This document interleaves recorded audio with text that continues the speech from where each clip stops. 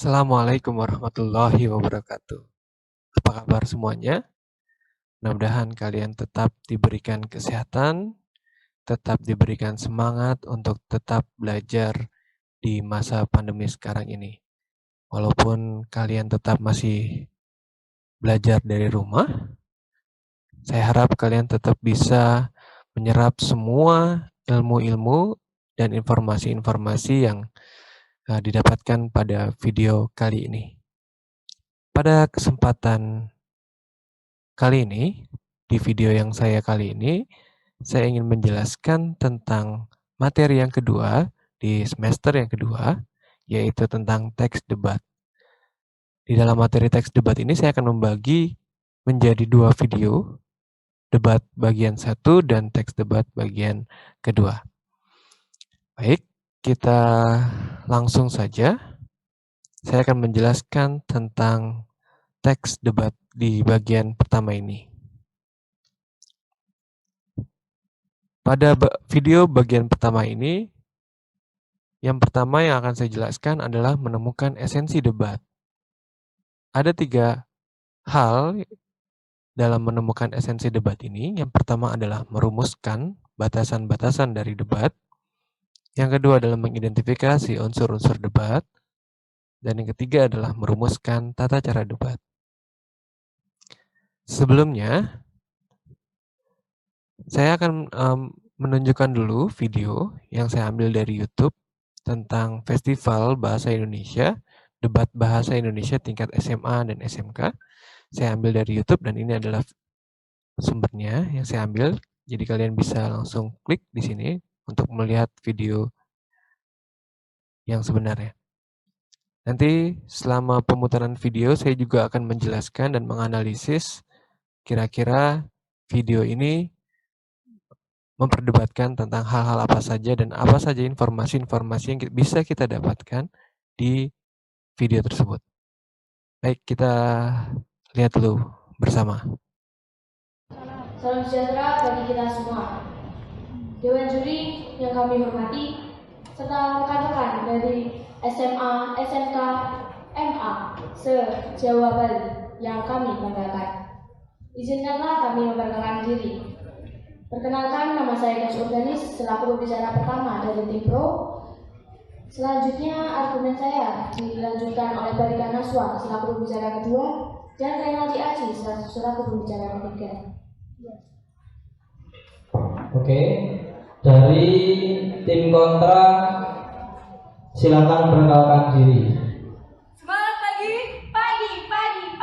Bayangkari pasti bisa. Bagaimana kabarmu? Full spirit luar biasa.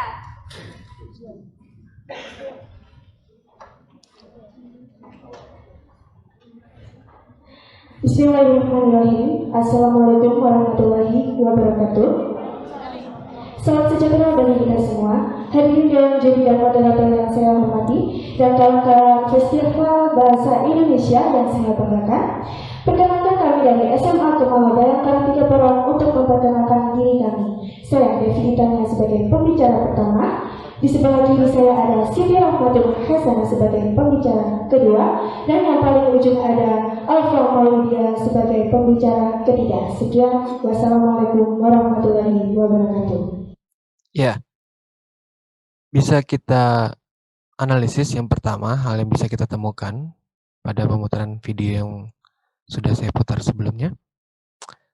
Ada 2 pihak yang akan berdebat, ya. Yang sebelah kiri ini, ya, ini adalah tim pro atau yang biasa kita sebut sebagai tim afirmasi. Sedangkan yang berdiri ini merupakan pihak dari tim kontra atau yang biasa kita sebut sebagai tim oposisi. Dan yang tengah ini adalah orang yang bertindak sebagai moderator. Kita saksikan kembali apa yang bisa kita temukan dalam video ini. Untuk mosi pada pertandingan ke-7 ini mendapat mosi ke-6, yakni Dewan ini percaya bahwa penerimaan mahasiswa jalur SNMPTN dinilai kurang objektif. Iya. Selanjutnya, informasi yang bisa kita dapatkan yaitu mosi. Nah, mosi adalah tema yang diangkat dan hal yang akan diperdebatkan pada kesempatan debat tersebut. Nah, sudah diungkapkan oleh moderator bahwa mosi yang akan diperdebatkan adalah penerimaan mahasiswa jalur SNMPTN yang dinilai tidak objektif. Baik, kita lanjutkan. Untuk selanjutnya sesi case building 1 menit dimulai. Pertama dimulai dari tim pro, 2 menit dimulai dari sekarang. Terima kasih atas kesempatannya. Baik, menurut Kementerian dan Kebudayaan Indonesia, nilai raport siswa untuk meraih jalur SNMPTN banyak yang dimanipulasi dengan cara ditambah nilai oleh guru mata pelajaran.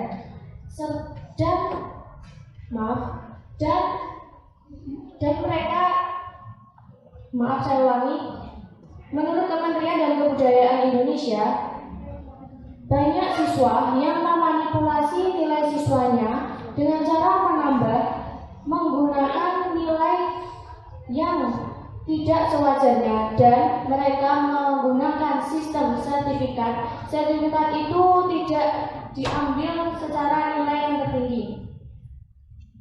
Sertifikat itu sesuai yang dimiliki oleh siswa yang ingin mendaftar. Argumen saya yang kedua, universitas yang ingin dituju oleh siswa ada yang menilai dari sisi sekolah. Contohnya, dinilai dari akreditasi sekolahnya.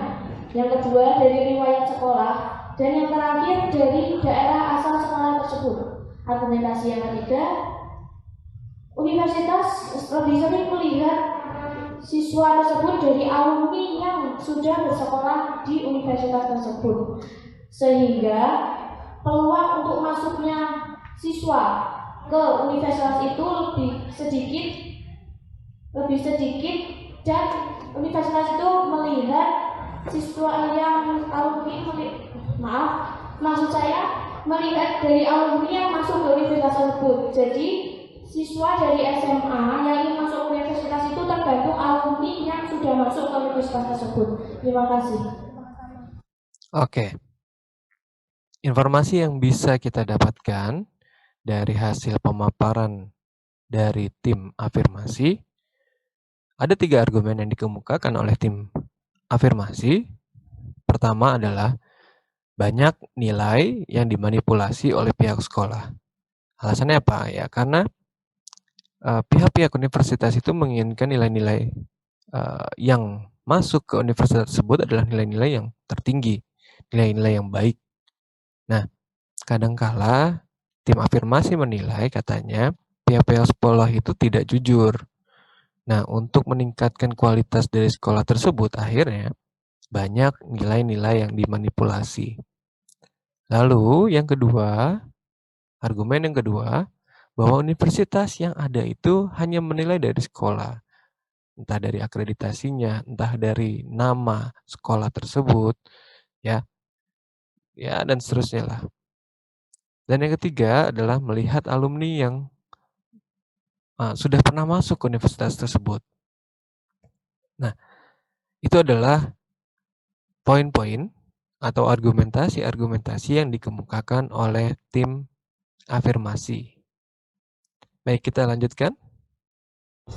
Baik, untuk sesi pertama selanjutnya, pernyataan argumen oleh bicara pertama dari tim kontra. 2 menit dimulai dari sekarang.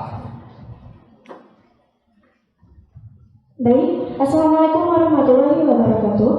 Hadirin yang berbahagia, mosi yang diperdebatkan pada siang hari ini adalah tentang penerimaan jalur mahasiswa SNMPTN dinilai kurang objektif. Menurut saya, argumen ini kurang tepat. Karena apa? Banyak di era globalisasi sekarang itu penerimaan jalur SNMPTN itu dinilai dari jalur penerimaan siswa itu dari nilai rapor, dan keuntungan dari SNMPTN adalah siswa tersebut bisa mempersiapkan dari kelas 10 nilainya dan bisa memperbaiki lagi dari kelas 10, kelas 11, kelas 12, dan apalagi pas ujian siswa tersebut akan bisa mengerjakan pelajarannya tersebut. Dan aspek keduanya juga ada siswa pelulusan mahasiswa menurut saya jauh lebih mudah karena sudah memenuhi aspek bidang mereka dan keahlian mereka. Dan jalur penerimaan SNMPTN itu saya tegaskan lagi itu efektif menurut saya, dan sekian, terima kasih. Ya, berbeda halnya dengan tim afirmasi. Argumentasi yang dikemukakan oleh tim oposisi ini adalah keuntungan SNMPTN itu seluruh siswa itu dapat mempersiapkan nilainya mulai dari kelas 10.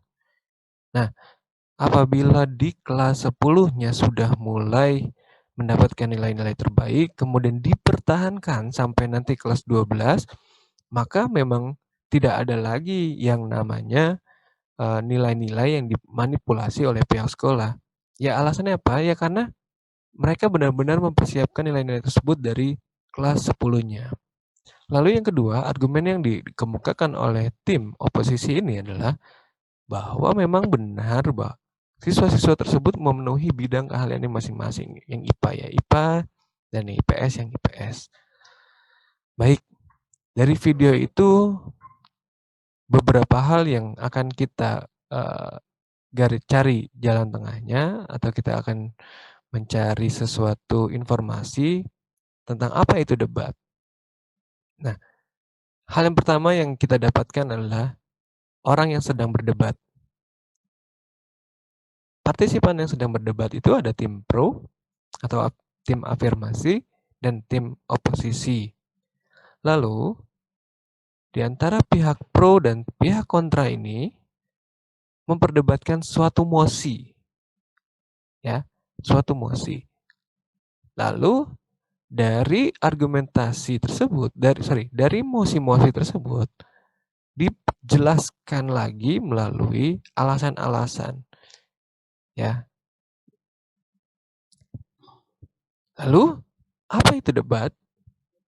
Debat itu adalah proses saling bertukar pendapat untuk membahas suatu isu dengan masing-masing pihak yang berdebat, memberi alasan apabila perlu ditambah dengan informasi, bukti, dan data untuk mempertahankan pendapatnya masing-masing. Nah, dari kata-kata ini, proses saling bertukar pendapat. Artinya, kedua belah pihak ini memiliki sesuatu pendapat yang berbeda tentang suatu masalah atau tentang mosi yang dibicarakan.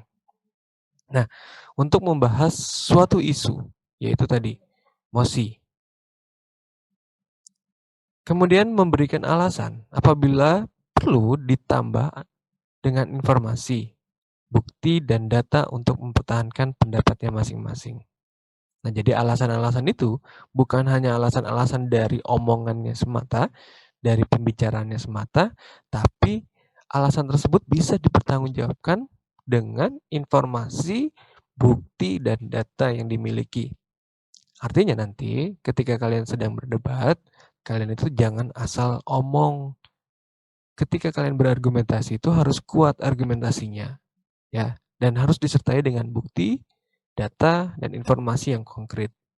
Nah, hasil debat biasanya menghasilkan sudut pandang yang bisa diterima oleh kedua belah pihak.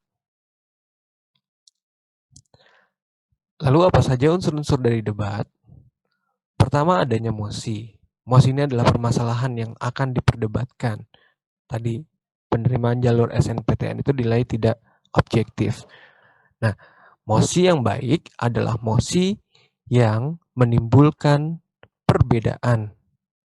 Jangan sampai, misalkan ya, jangan sampai mengeluarkan mosi yang tidak bisa dipandang berbeda. Karena kalau sesuatu hal yang memiliki pandangan sama, ya tidak akan ada perdebatan. Lalu, adanya tim afirmasi. Tim afirmasi ini adalah tim yang setuju dengan mosi. Ada tim oposisi itu tim yang tidak setuju dengan mosi. Kemudian ada tim netral. Tim netral ini adalah tim yang setuju dan tidak menentang mosi.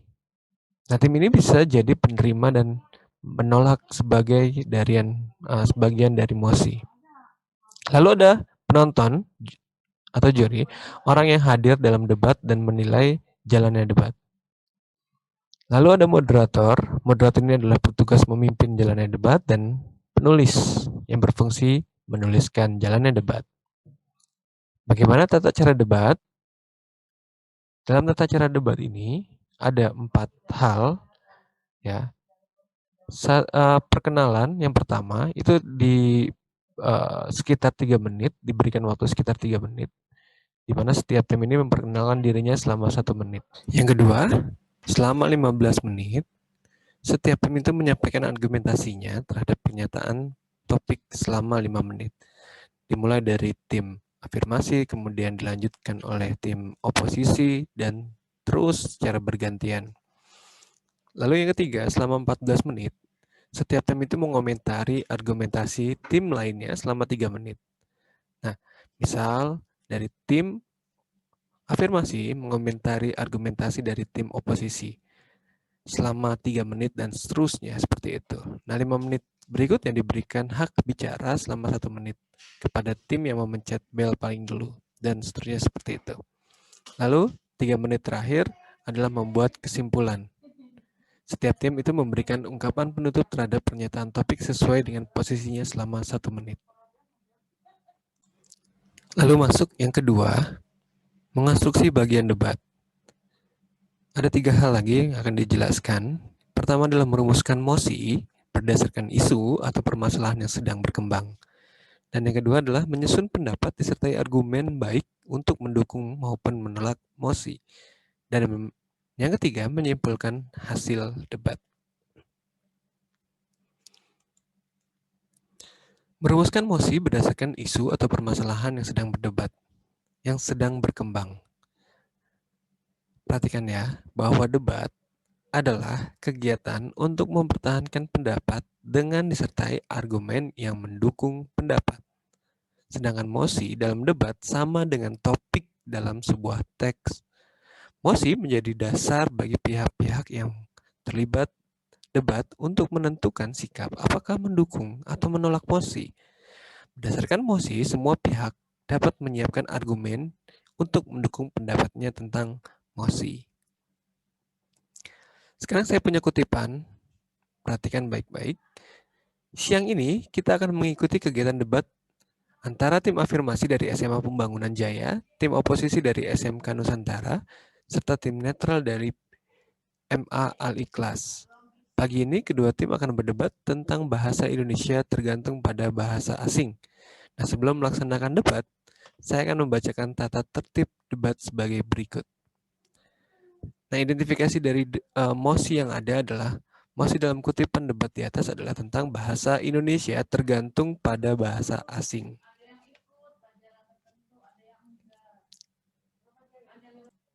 Lalu, sekarang bagaimana cara menyusun pendapat disertai argumen, baik untuk mendukung maupun menolak mosi. Nah, sebelum mempertahankan pendapat tentang suatu isu atau permasalahan, hal pertama yang harus dimiliki seseorang adalah memahami isu atau permasalahan dengan baik. Nah, saya punya contoh di sini. Menurut saya, tawuran antar pelajar terjadi tidak saja karena karakter anak-anak yang cenderung brutal. Lebih dari itu, tawuran terjadi karena anak-anak mendapat teladan yang kurang baik dari para pemimpin bangsa yang sibuk saling berebut kekuasaan dan saling menghujat. Televisi dan internet pun dengan bebas menyajikan berbagai aksi brutal yang membuat anak-anak tergoda untuk meniru. Nah, dari contoh kutipan tersebut, pembicara menyampaikan pendapatnya bahwa tawuran antar pelajar terjadi tidak saja karena karakter anak-anak yang cenderung brutal. Nah, alasan atau argumen yang disampaikan adalah hal sebagai berikut. 1. Lebih dari itu, tawuran terjadi karena anak-anak mendapat teladan yang kurang baik dari para pemimpin bangsa yang sibuk saling berebut kekuasaan dan saling menghujat. Kemudian, yang kedua, televisi dan internet pun dengan bebas menyajikan berbagai aksi brutal yang membuat anak-anak tergoda untuk menirunya. Nah, jadi itu cara menyusun pendapat yang disertai dengan argumen. Menyimpulkan hasil debat. Ada 3 hal ya ada 3 cara bagaimana cara menyimpulkan hasil debat. Pertama adalah dengan menggunakan paragraf generalisasi. Paragraf generalisasi adalah penarikan kesimpulan dengan cara menggeneralisasikan berpangkal pada pernyataan-pernyataan yang bersifat khusus, fenomena-fenomena khusus, kemudian ditarik pernyataan yang bersifat general. Lalu paragraf analogi. Analogi merupakan proses penarikan kesimpulan yang didasarkan atas perbandingan dua hal yang berbeda, akan tetapi karena memiliki kesamaan segi, fungsi, ataupun ciri, kemudian keduanya dibandingkan atau disamakan. Dan yang ketiga adalah paragraf sebab akibat. Nah, dalam pola penalaran ini, sebab bisa menjadi gagasan utamanya, sedangkan akibat menjadi gagasan penjelasnya. Namun, dapat juga terjadi sebaliknya, akibat sebab. Jadi gagasan utamanya adalah akibat, kemudian pernyataan-pernyataan penjelasannya adalah berupa sebab. Beberapa sebab dapat menjadi gagasan penjelas, sedangkan akibat menjadi gagasan utamanya. Kita bisa lihat di sini contoh generalisasi. Ada 6 hal pernyataan khusus. Yang pertama adalah bahasa Indonesia menyerap kosakata dari bahasa Arab. Yang kedua, contoh kosakata hasil penyerapan dari bahasa Arab adalah musyawarah. 3, bahasa Indonesia juga menyerap kosakata dari dan istilah bidang teknologi. 4, kosakata dan istilah teknologi hasil penyerapan di negara-negara tersebut, antara lain komputer, gadget, televisi, dan seterusnya. 5, tak hanya itu, bahasa Indonesia juga menyerap kata dan istilah sekaligus budaya dari negara lain. Dan keenam, contoh kosakata hasil penyerapan kosakata antara lain karate, dansa, baksomi, dan kimono. Nah, dari keenam pernyataan khusus tadi dapat disimpulkan bahwa bahasa Indonesia menyerap kosakata dan istilah dari bahasa asing untuk memperkaya pembendaraan kosakata. Paragraf analogi. Ada pembanding 1, pembanding kedua. Pembanding 1 itu diibaratkan sebagai orang tua mendidik kita di rumah dengan penuh kasih sayang. Pembanding kedua adalah di sekolah, para guru juga mendidik dengan kasih sayang. Nah, dari kedua hal yang berbeda, yaitu orang tua dan guru, ada suatu persamaan di sana. Ya, jadi dapat dikatakan bahwa guru adalah orang tua kita di rumah. Jadi A, B sama dengan A sama dengan B. Ya, kalau rumusnya. Jadi A, B sama dengan A sama dengan B. Ya. Lalu yang terakhir, contoh paragraf sebab akibat, di mana kalimat-kalimat penjelasnya di sini merupakan penyebab-penyebab dan kalimat utamanya berupa akibat. Nah, akibatnya adalah kekeringan di mana-mana sebab air tidak diberi kesempatan meresap ke dalam tanah. Lalu sebelumnya itu dijelaskan dulu penyebab-penyebabnya, kenapa bisa mengakibatkan hal seperti itu. Yang pertama, konsep drainase saat ini dimaksudkan untuk mencegah yang diterapkan ke seluruh pelosok tanah air saat ini untuk mencegah banjir. Yang kedua, konsep yang dipakai adalah konsep drainase konvensional, yaitu drainase pengaturan kawasan. Dan yang ketiga adalah drainase konvensional adalah upaya membuang atau mengalirkan air kelebihan secepat-cepatnya ke sungai terdekat. Dan keempat, dalam konsep drainase konvensional, seluruh air hujan yang jatuh ke atau di suatu wilayah harus cepat-cepatnya dibuang ke sungai dan seterusnya mengalir ke laut. 5, orang sama sekali tidak berpikir bahwa Apa yang akan terjadi di bagian hilir? Jika semua air hujan dialirkan secepat-cepatnya ke sungai tanpa diupayakan agar air itu mempunyai waktu yang cukup untuk meresap ke dalam tanah. 6. Konsep mengalirkan air secepatnya berarti pengaturan kawasan atau menurunkan kesempatan bagi air untuk meresap ke dalam tanah. Nah, itu adalah penyebab-penyebabnya. Jadi akan berakibat pada kekeringan karena tidak diberikan kesempatan untuk meresap ke dalam tanah. Baik, ini adalah akhir dari video bagian pertama ini. Nanti saya akan menjelaskan lagi di bagian kedua. Akhir kata saya ucapkan terima kasih. Wabillahi taufik wal hidayah. Wassalamualaikum warahmatullahi wabarakatuh.